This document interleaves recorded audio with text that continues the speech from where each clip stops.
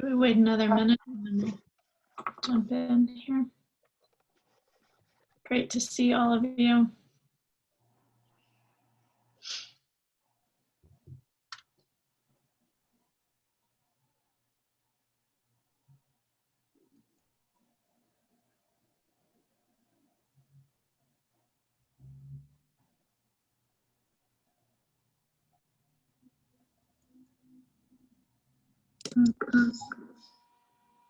Should we go ahead and get started? What do you think? Whatever you want. If we wait one more minute, I think it's fine. Okay.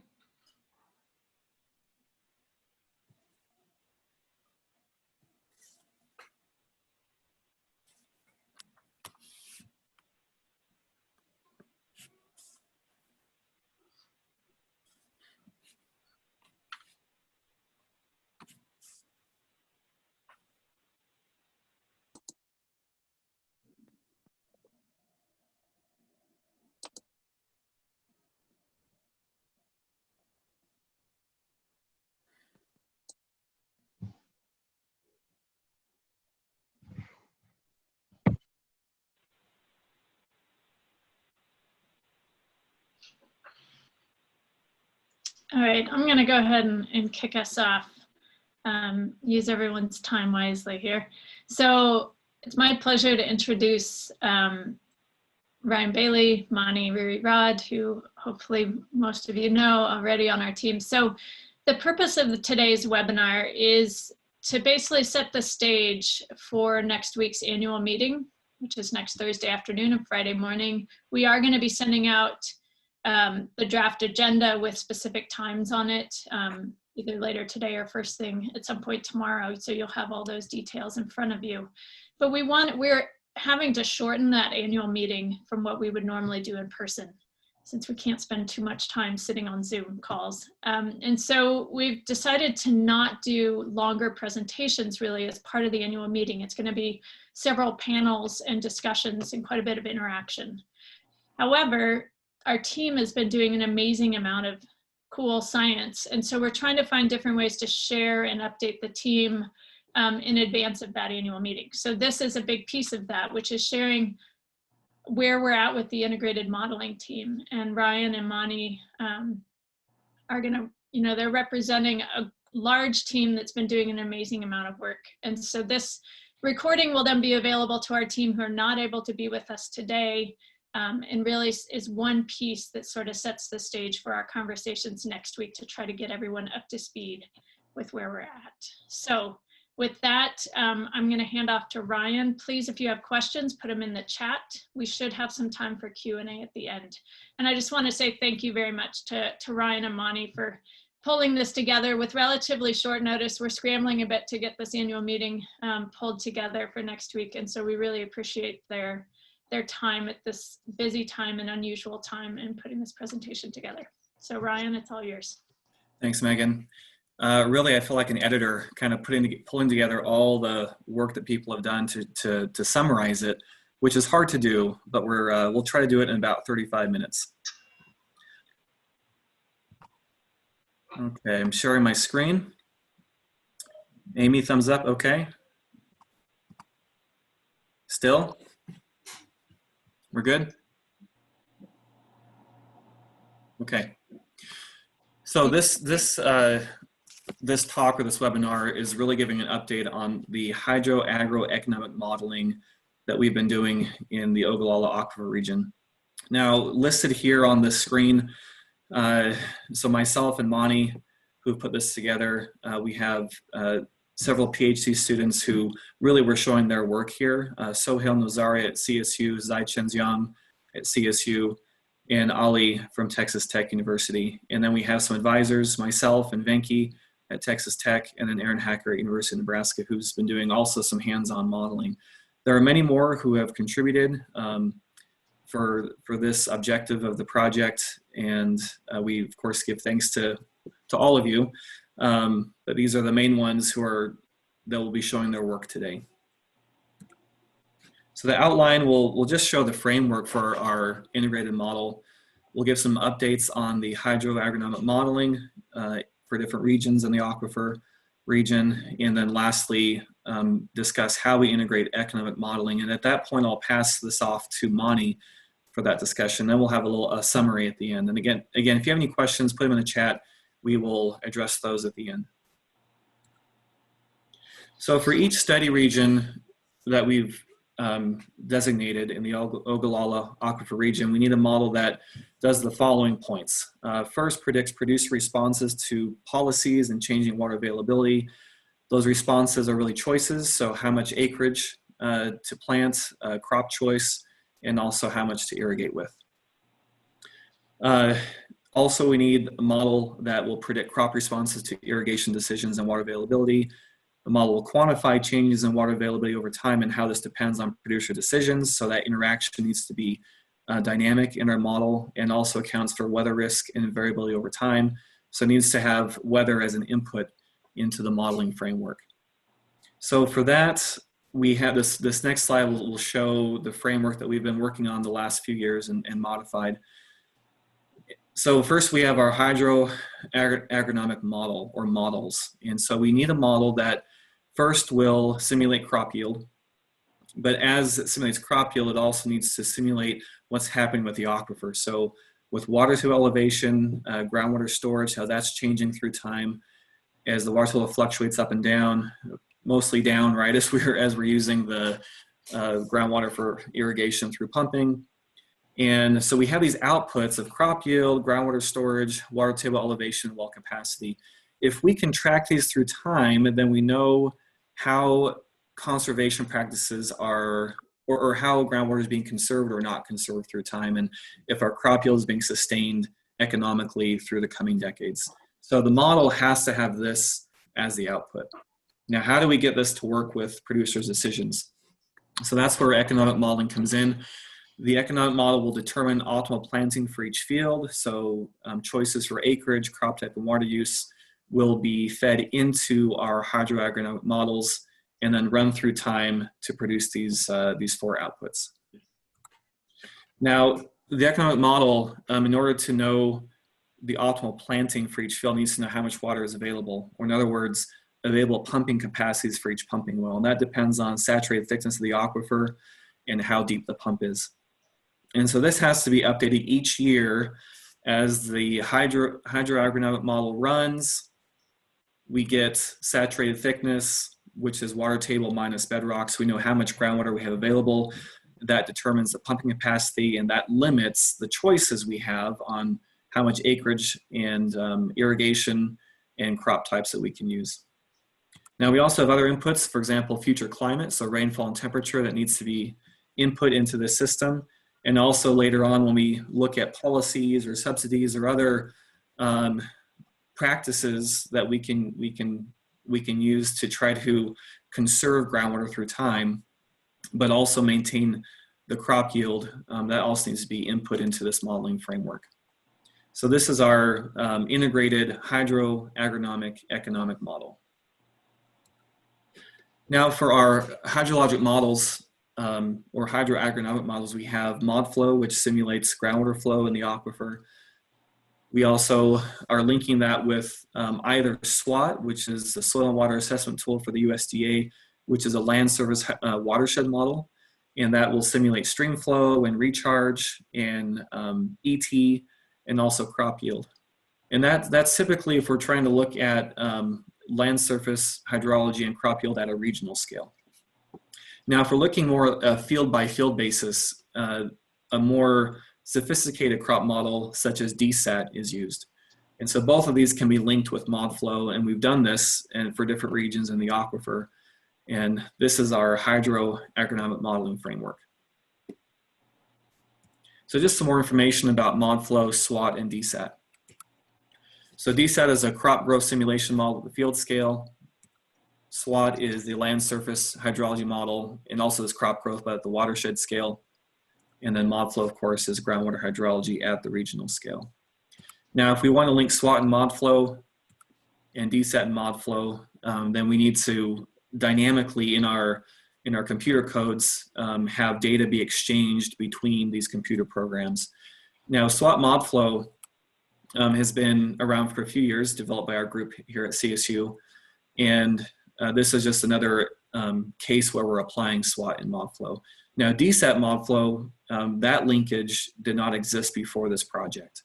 And Zaicheng Zhang from CSU, part of his dissertation has been to link DSAT and ModFlow for Finney County, Kansas, and that has been published in the Agricultural Water Management Journal. And we're applying these hydrologic or hydro-agronomic models to these locations shown here on the right. So we have the Republican River Basin in Colorado, the Platte Corridor in Nebraska, Finney County in Kansas, and then the Texas High Plains in the Texas Panhandle. And we'll be talking about each of these regions throughout this presentation. So some more information about how we link these models together. For example, if we have SWAT running, it provides recharge from soil profile to the water table. It can also, since it simulates crop growth, we can have irrigation routines that in essence determine how much pumping should happen from the aquifer to maintain that crop growth through time. And so we can also provide that data to ModFlow, which then will simulate the pumping. ModFlow then will calculate water table elevation and also how much groundwater is returning to the stream if you have a shallow shallow water table near the stream network. So it can do groundwater surface water interactions. Now for DSAT, the same thing happens. Recharge from the soil profile under each field is provided as recharge to ModFlow to the water table, and also pumping demand based on the crop growth simulation and irrigation events through the growing season.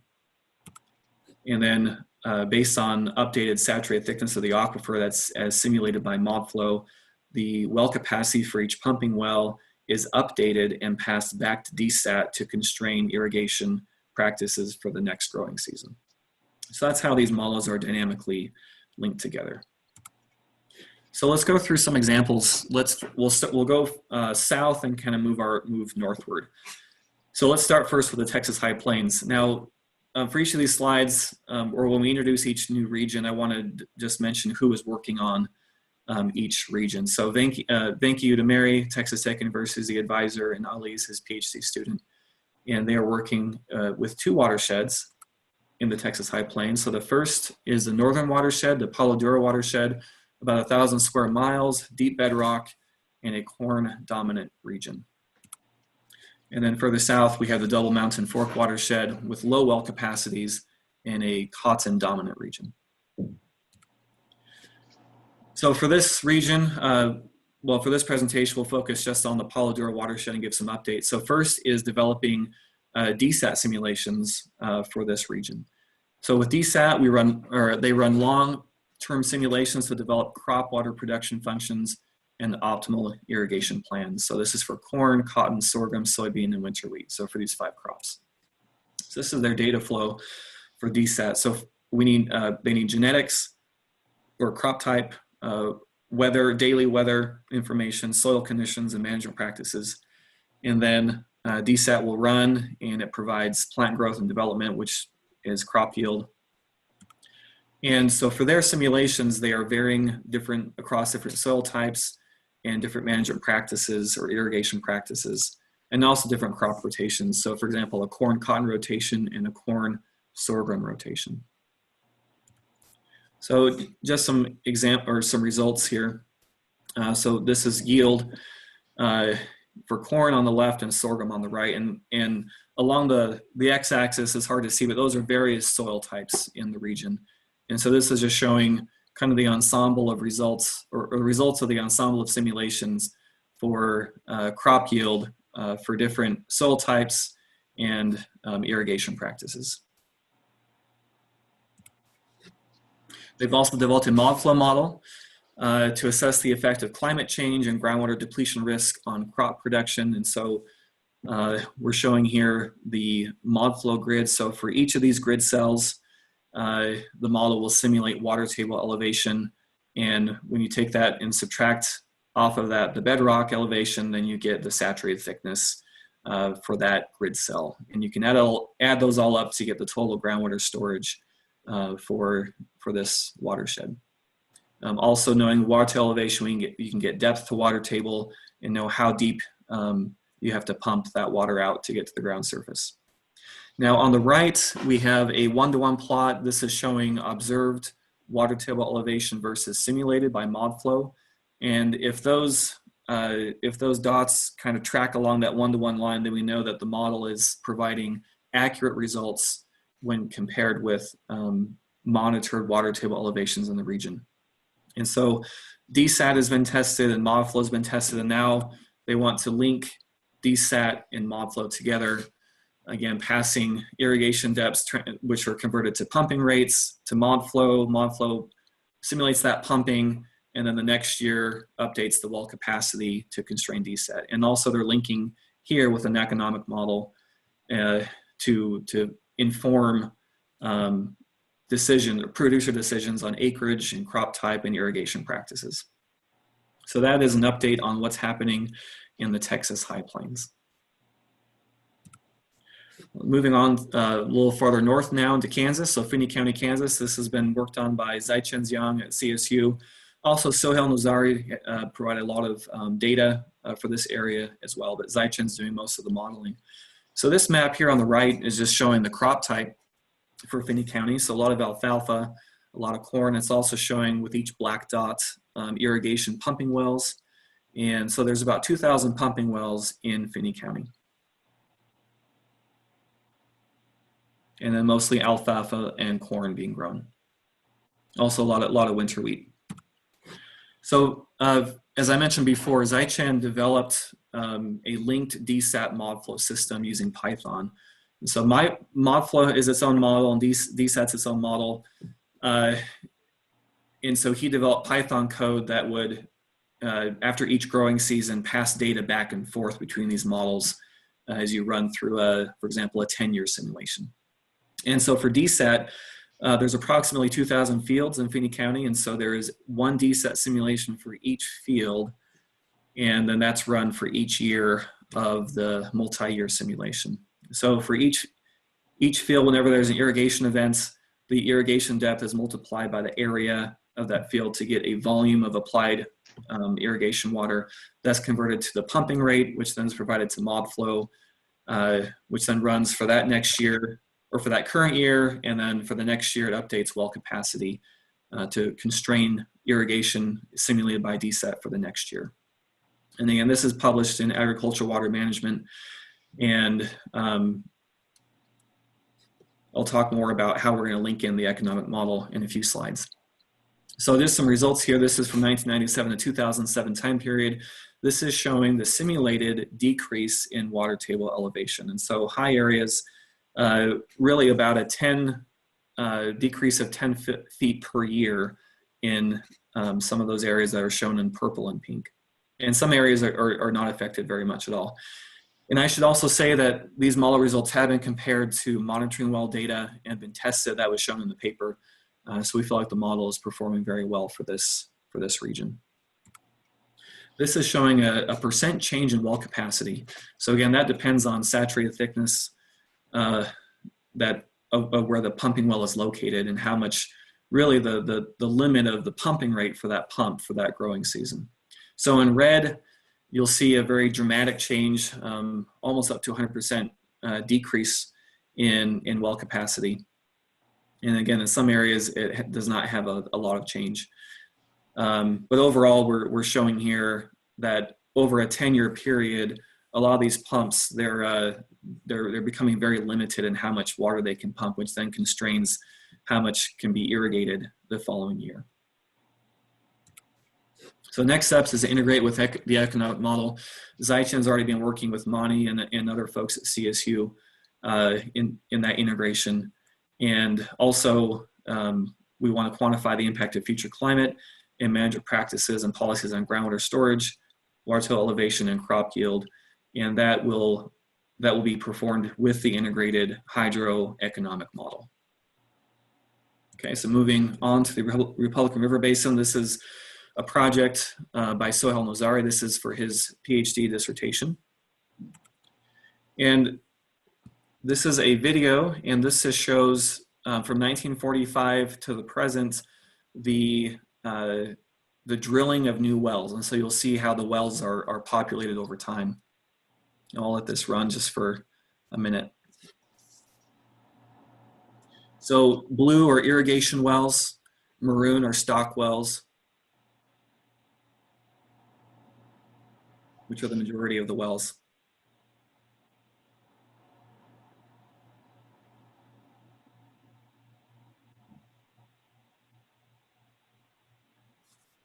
And now we're kind of reaching a steady condition in the mid 90s. Not too many new wells being added.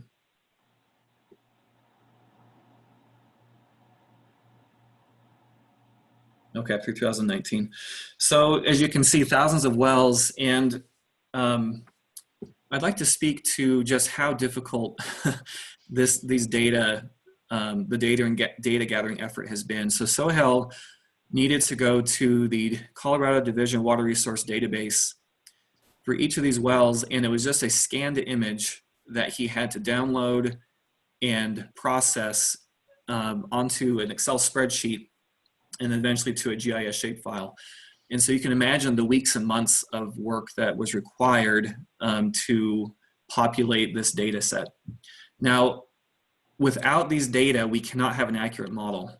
But to get the data, it just takes so much work and effort. And so I think that's, again, points to why things have gone more slowly than we wanted to. If we're trying to get things right, it's taken a lot longer than we thought because of some of the sources of data or the types of data we have to work with that are not already on these nice accessible databases, but you have to download one at a time. And different states have different have different levels of quality of that. So Kansas has a wonderful database system that you can kind of query and sort through. Colorado, we're still working on that.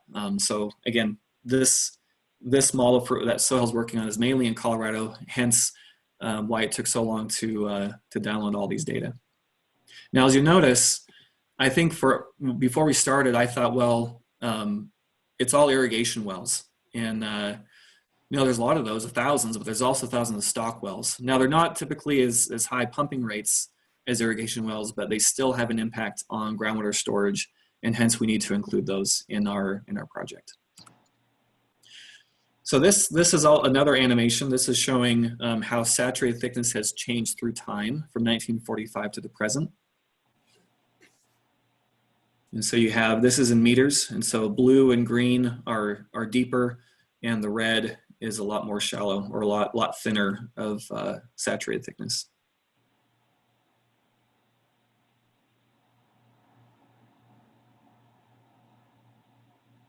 And you're starting to see more changes now in the 2000s. So this animation that Sohail prepared was made from just monitoring well data. So this is not looking at our model yet. Just looking at all the USGS wells and their groundwater levels and interpolating and then stitching together an animation through time. All right, so Sohail's working on not DSAT mod flow, but a SWAP mod flow model for this region.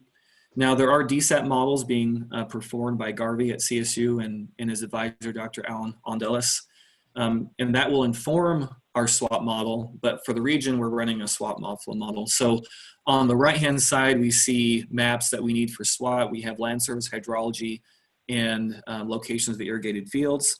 And then on the lower right-hand, we have locations of all the streams and also stream gauges so we can test SWAP for stream flow, for in-stream flows through time. Now on the left, our information we need for the mod flow model. And so in the upper left, we have a map showing over 2,000 boreholes. And again, each borehole required Sohail to download a drilling log, which was just a scanned image of a driller's log. And then, the drilling log has the material type or the soil type of the log from the ground surface down to bedrock. So it could be 300, 400 feet. And also how that material is changing down through the borehole depth. And so that again required data entry for each of those 2,191 well logs. However, that information is extremely valuable to to get an accurate monthflow model, because we need aquifer properties spatially, and those boreholes were very helpful for that. So to the right, we have bedrock elevation based on that the borehole records. And below that, we have, if we take the ground surface elevation minus bedrock elevation, we get the depth to bedrock, or in other words, the thickness of our aquifer. And then to the left, we've estimated hydraulic conductivity based on the material type from those boreholes. And this is in meters per day for hydraulic conductivity. So all this information is necessary to populate our ModFlow model. So here on the left now, we have the ModFlow grid. Each grid cell is 500 meters by 500 meters, so square grid cells. The dark blue cells are streams, and the light blue cells are active ModFlow cells, whereas the red cells are outside the Ogallala aquifer, and so those are inactive cells. Now, SOHAL has run a steady flow simulation for the pre-development period, which is about 1945, and has then compared the ModFlow results with the measured groundwater levels from USGS wells. So here on the right, we're showing actually the errors or the difference between the model results and the field data. And so everywhere in blue and green, or sorry, everywhere in the kind of the green and then the light lime green, that error is less than 5 meters. And so we're simulating a water table that's within 5 meters of what was measured in the field. And when you have an aquifer thickness of 80, 90 meters, that error is acceptable. So that model was calibrated using some automated techniques by SOHAL. And now he is running a transit simulation, which I'll talk about in a couple slides. So in addition to groundwater levels, we can also test model results for how much base flow is being generated. So how much groundwater is being discharged to streams through time. And so there are 6 gauging stations. Again, this is for the pre-development period. And the location of those 6 gauges are shown in green triangles on the left. And on the right is the comparison between what ModFlow is simulating for base flow versus what was measured at those stream gauges. And so we also feel that based on these results and the close comparison, that ModFlow is doing a very nice job simulating how much groundwater is flowing from the aquifer into the streams. So the next steps here is to finish testing a transit simulation, which runs from 1955 to 2016. And that's ongoing right now. And SOHAL's, we've been working or communicating through the last few weeks, and that's going well, but it's not quite finished. Once we have that finished transit simulation, we link it with SWOT, which again, that's ready to go. We just need to do that final linkage. We can quantify the impact of future climate and management practices and policies on groundwater storage, water table elevation, and crop yield. And so for that, we'll be, again, embedding the economic model for producer decisions into the SWOT ModFlow model. All right, moving on to our last region, the Platte River Corridor, Nebraska. This model's been worked on by Aaron Hacker at University of Nebraska. So this region is heavily irrigated, corn, soybean rotations, irrigation from both groundwater and surface water. Now this region is unique due to the high water table or high groundwater levels, compared to eastern Colorado and southwest Kansas and north Texas, where we have very deep water tables. Nebraska is unique and it has a lot of recharge, and so a lot of shallow water tables. And this is shown by this map here. Every blue line is a natural stream, and every purple line is a man-made or a stream where it's a canal. And so you have a lot of canal seepage that happens. If surface water irrigation happens, the canals are full, and that they're earthen canals, and so they seep water and help recharge the aquifer and kind of keep that water table shallow. So generally, the water table is a reflection of the surface topography, just in lower elevation. But along the canals, a lot of canal seepage recharge, and so hence we have higher water tables or shallow water tables, hence kind of the dark gray or black colors along the Platte River, where you have a lot of those canals taking water from the river. So Aaron has developed a model model for this region. Simulation is, again, for pre-development 1946 up to 2015. Cells are 400 meters by 400 meters, and the model includes irrigation, pumping, and also canal seepage. So far, she's run 3 scenarios, one with no irrigation applied, one where there's only surface water irrigation, and a third scenario where there's irrigation from surface water canals and also pumping from the aquifer. So I'll show just a few results here. Well, first of all, just to show a schematic of this third scenario where you have pumping from the aquifer for irrigation. The canals are full for surface water irrigation, so they recharge the aquifer. And then you have groundwater discharging to the river due to the high water table elevation. So here on the left is the second scenario that's showing surface water irrigation. And what is being shown here is a contour map of water table elevation. And so you can see kind of a groundwater mound that develops along the river. And again, that's due to a lot of recharge coming in from these earthen canals as they divert water for surface water irrigation. And not only does that groundwater mound or that high water table area drive water into the Platte River, but also into the Republican River. And so you have, you kind of have this cross boundary flow due to this high water table mound. Now, if we have kind of what's happening realistically is right, that surface water and groundwater irrigation here on the right, you can see on the kind of on the eastern side of this region, a significant decrease in groundwater storage, of course, due to groundwater pumping. So there's just some initial results of using the model to figure out what's happening when you turn irrigation on and off and what implications that has for surrounding regions in the area. So next steps is to finish testing the transit simulation and then incorporate economic modeling. So I think you've probably sensed the theme here where things are being finished up. There's been a lot of work up to this point. These transit temporal simulations are being tested in their final stages in preparation to link with the economic model. So things are coming to a head, things are close, but we haven't quite, for most of these regions, finished the full integrated model where we plug in the economic decision making. So for that, I will turn the time over now to Mani to discuss the economic modeling. So Mani, I will stop my screen and you can go ahead. Thank you, Ryan. Can you see my screen? And you can hear me well too? Right. Yep, you're good. Okay, sounds good. Thank you. Thanks, Ryan. And so I want to focus on the economic portion of this hydroeconomic model. And I want to zoom on this small box here, the economic part of the model.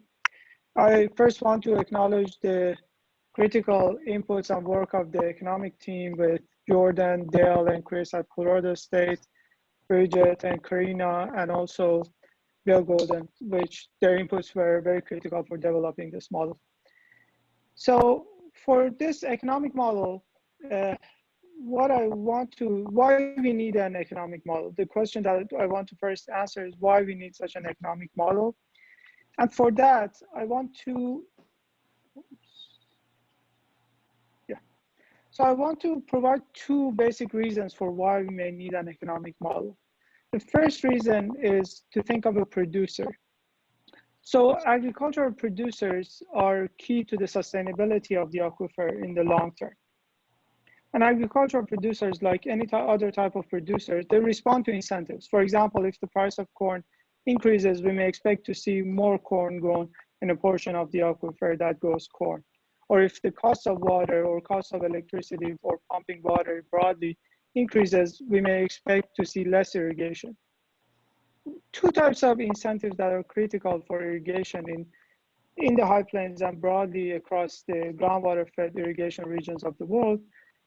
One is the changes in aquifer levels and as a result, changing well capacity. So when well capacities change, basically the amount of water that a producer can apply decreases and they may adjust their irrigation decisions in response to lower well capacities.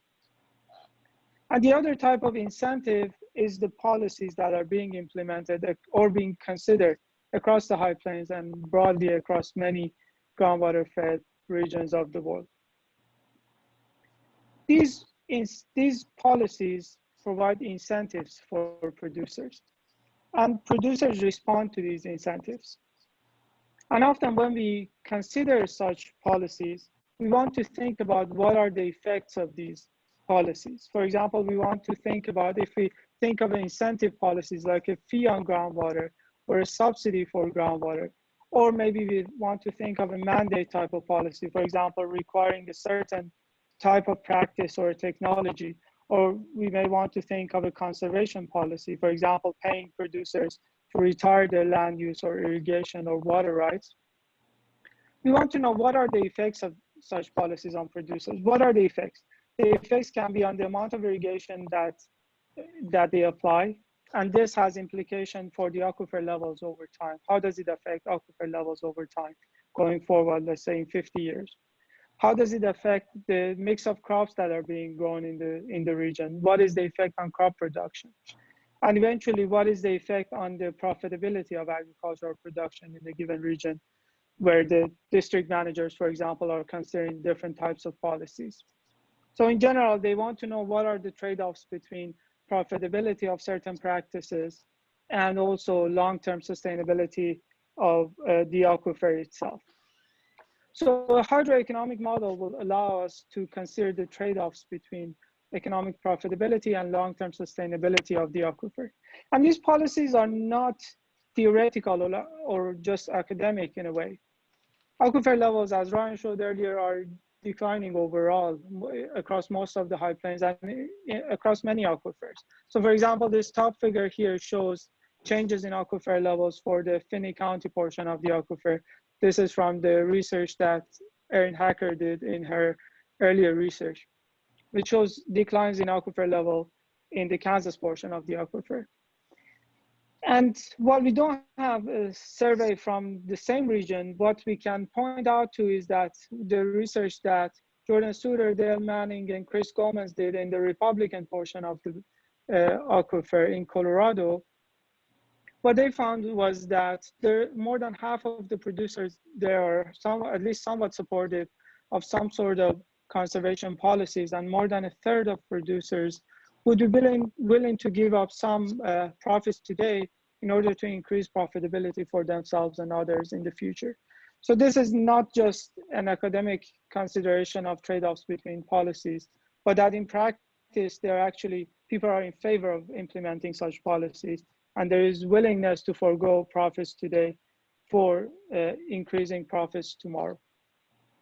So a hydroeconomic model would provide a platform to study the trade-offs between these different types of policies. So how does our hydroeconomic model look like? Well, we have a model of a producer, a representative producer that maximizes expected or average profits. And this producer has certain margins of adjustment. So what happens is here, as Ryan showed in an earlier slide, as aquifer levels change, well capacity changes. So for example, if you have aquifer level declines, our well capacity is decreasing. And then the frequency that a center pivot system can rotate across a circle will decrease. And the producer that maximizes the expected or average profits responds through different mechanisms or pathways here. So for example, the producer can change the mix of crops. They can reduce the number of irrigated acres or change the number of irrigated acres and dryland acres allocated to each crop, or fallow some portion of the land. And our hydroeconomic model allows for such decisions to be made. So the producer can irrigate a quarter of a circle and grow dryland crops in the rest of the circle. And this irrigation can be corn, wheat, or sorghum, depending on the region of where the model is being applied. So for example, for Finney County, corn, wheat, and sorghum are the main crops. The other decision here is what we call critical plant available water, which basically triggers irrigation when soil moisture falls below a certain threshold. In practice, often we see a target of 50% or critical plant available water of 50%, but in theory, we can also consider a broader range of critical plant available waters where irrigation is triggered. In fact, in some of the work we have done, we find that when well capacity decreases, lower critical plant available waters may be more profitable. And our hydroeconomic model also considers the heterogeneity within the region. So for example, soil type is heterogeneous across a portion of the aquifer, across space. And also aquifer levels and well capacities change over time and across space. So our model is able to capture these heterogeneities across space and over time. And like any other model, and these days with COVID, you probably have heard this statement that all models are wrong, but some are useful. And this is mainly because there are assumptions that goes into these models. And like any model, our model has some assumptions too. For example, we are assuming here that everybody irrigates using a center pivot system, and that smallest unit of decision-making is a quarter of a circle, as you can see in the top figure here. So there are assumptions that goes into our model as well that are simplifications of the reality. And one assumption that we make here that is mainly computational is that the way we connect the DSAT model of crop production to our economic model of decision making. So what we do is basically we generate a library of DSAT outputs with all possible combinations of management practices and irrigation frequencies and critical plant available waters. And then we use that library in the economic modeling decision making. In an ideal world, these two will be integrated fully and would communicate daily to each other. But due to computational reasons, we make this simplification. And perhaps the last assumption or more important assumption we have in our model is that our producer is myopic, so that they maximize their expected or average profits at the beginning of a growing season for every year.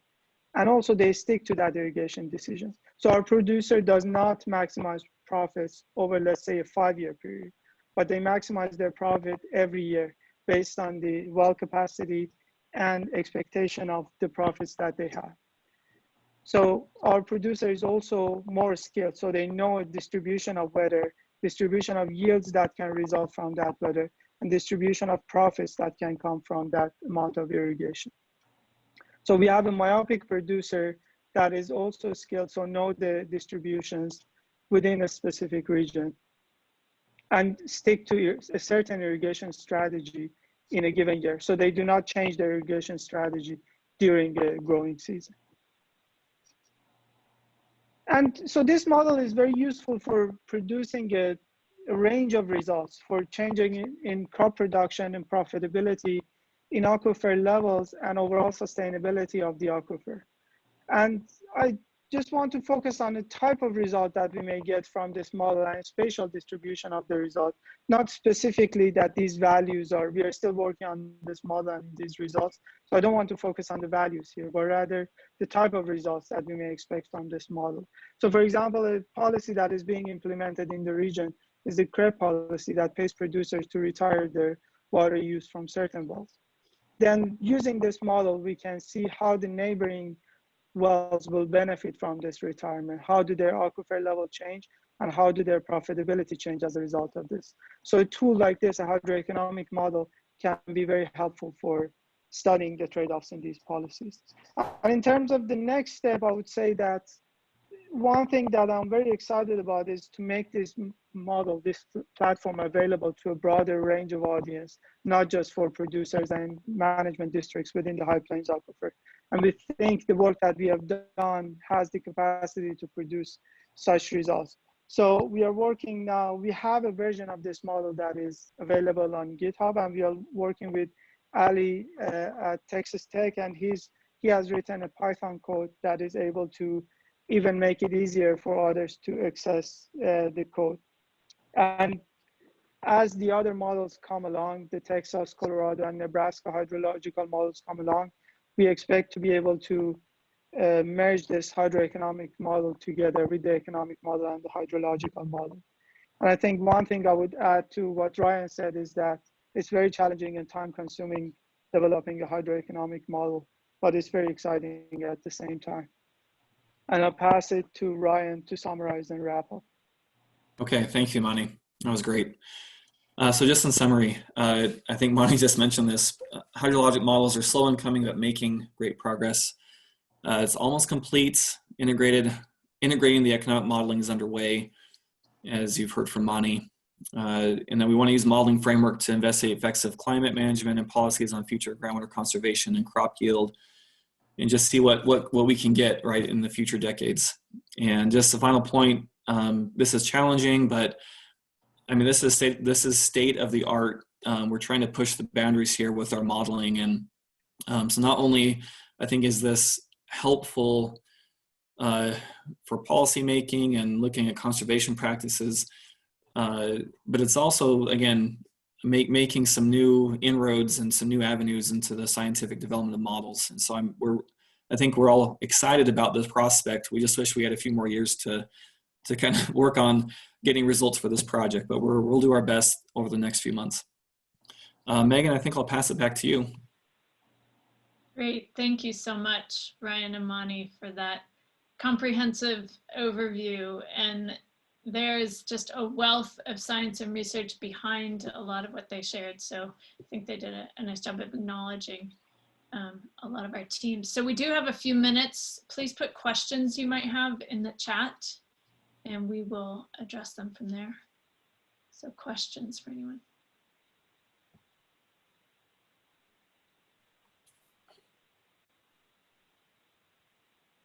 I can pitch one while we're waiting for people to type into the chat.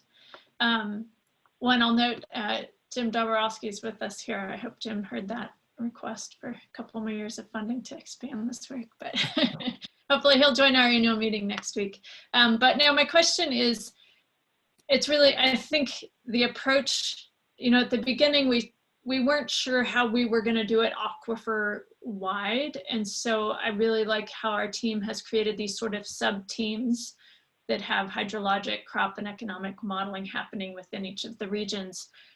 Do you foresee the ability to integrate across those regions looking forward in terms of implications or comparisons across regions in terms of findings of different policies within different sort of climate and crop contexts? Have you guys talked about that at all on your team?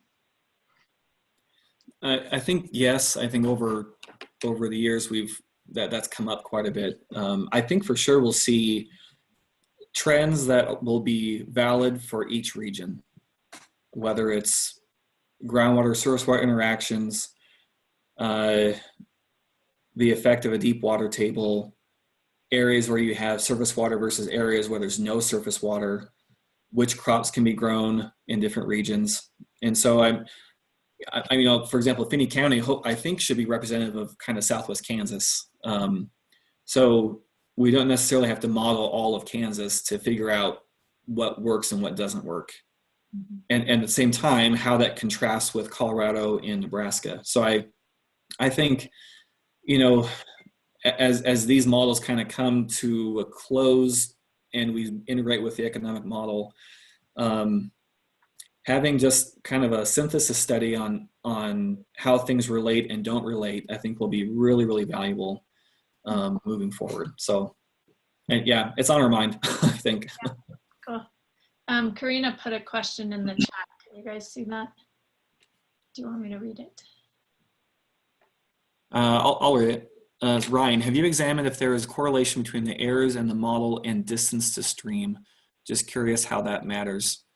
Karina, are you talking about the Colorado model or Nebraska model?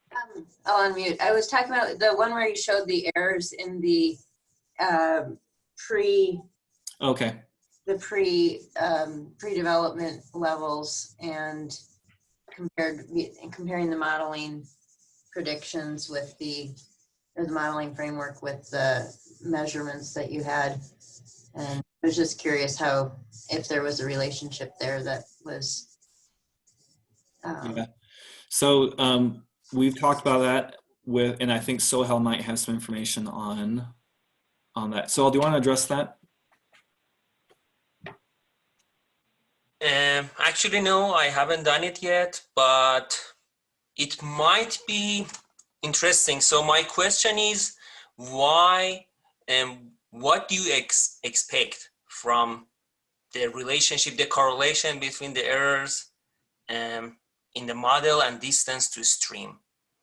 So why we want to see if there is any correlation between. Well, it seems to me that and I'm not sure what direction it would be, but if the lateral flow from or to the stream is somehow not being modeled correctly or precisely, that could lead to bias in either positive or negative, depending on what that modeling looks like. I think because the base flow is well, currently is being simulated correctly, I think lateral flow to streams is probably fine. I think where you're seeing larger errors is where where the aquifer pinches out or it's really thin.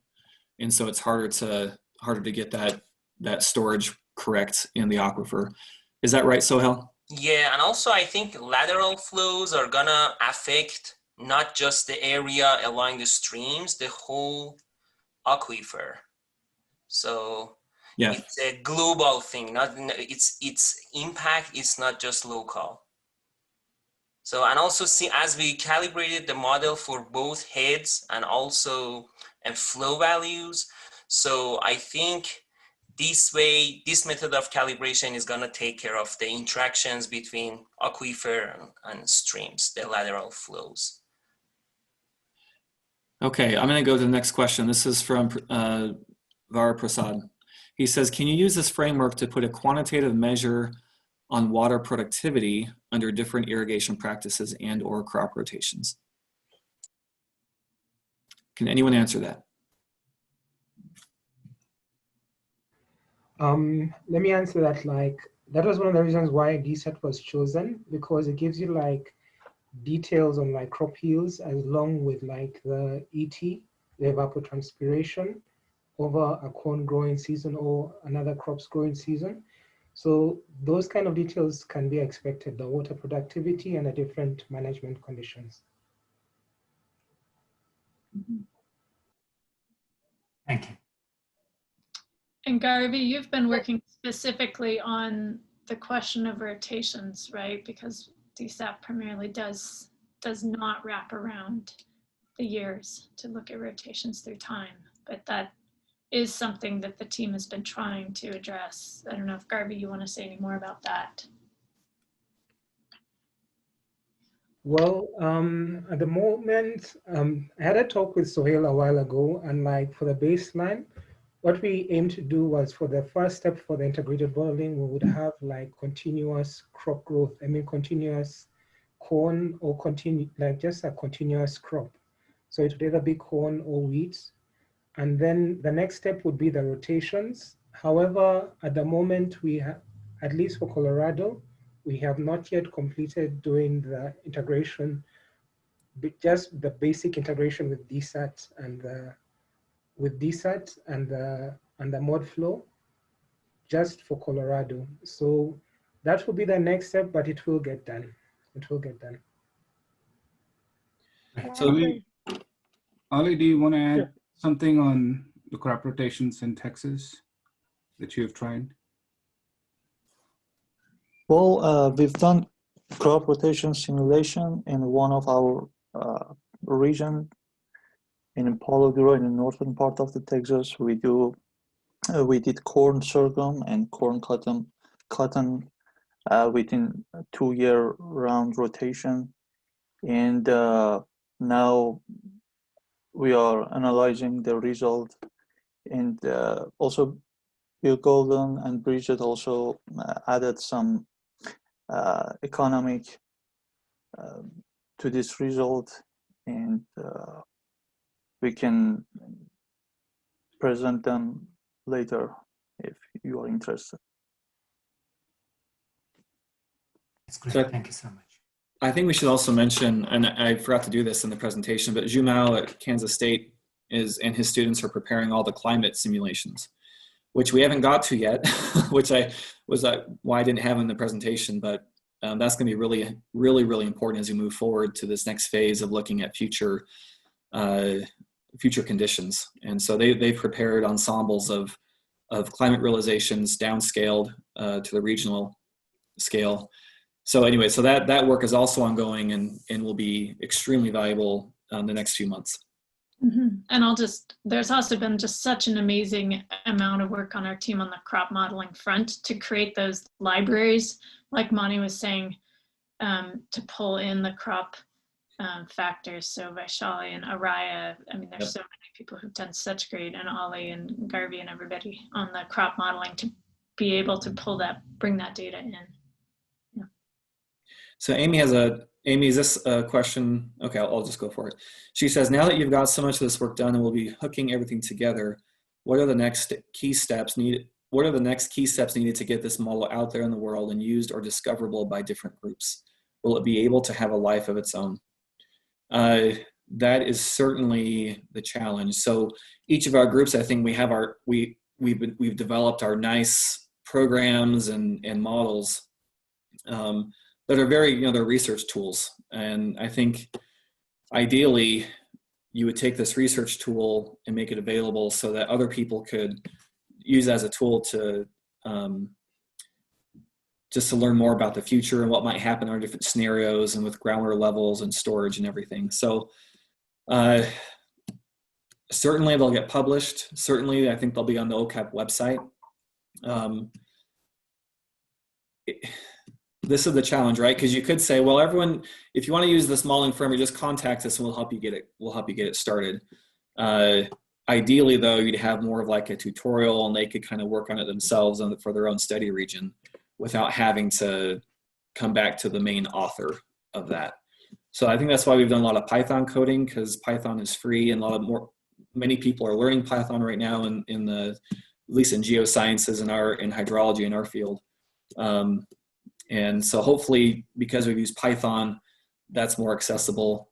But kind of this dream I think that we have is, and this wasn't really in the project, but if you could make kind of an online web tool where people could play with parameters and then look at outputs really quickly and just kind of use some of our model outputs as a tool to make some decisions as a decision support tool, that would be really awesome. But I don't know if anyone else has any comments about that. You're welcome to go for it. I'll stop rambling. I double that tree. I have that one. I think it would be super cool if you have a tool that can easily be played around with anyone who thinks they want to manage their aquifer locally. Right. So like a groundwater management district, right? Instead of coming back to us to say, hey, can you please run these scenarios? And then they wait a few weeks and then we give them results back. They just have a tool to say, what if we did this? What would happen to groundwater levels and crop yield? Exactly. That'd be fantastic. And so this is Amy with a follow-up question. Thanks for that amazing response. Based on the amount of work that it goes in to calibrate and validate and things like that, is such a tool that you're describing feasible? Well, I think if we have our tested model as the main engine, and then we use results for that to make a tool that they could play with, that would just be kind of confined to the Ogallala Aquifer region. If someone in a different part of the world wanted to use it, there would be a lot more. That would probably be a couple of years of their work to get it up and running. Well, I'm very excited about that idea. That sounds like a really cool goal or end product. Any final questions? I know we're at the top of the hour here. Any final questions? There's many thank yous in the chat for a great talk and for all of the great work that everyone across the team has been doing. I'm going to post one other. So as we go towards our annual meeting next week, we are going to make available a few other team summary talks that have been recorded recently. I also want to encourage you to go check out what your colleagues have been doing. We have on the webpage by topic area some quick summaries of published research. So you don't have to go read the whole paper. Amy and Dana and others have put it together in a really nice, quick summary. So make sure you go check those out before we meet next week, so everyone comes in up to speed. But with that, I just really like to thank Ryan and Mani again for a really great presentation and distilling just a huge amount of work for the team. So thank you for your time, everyone. And we really look forward to engaging with you all in a very interactive format, kind of like this, but even better next week. Okay, thanks, Megan. Thanks, everyone. Thank you. Thanks, Mani. Thank you.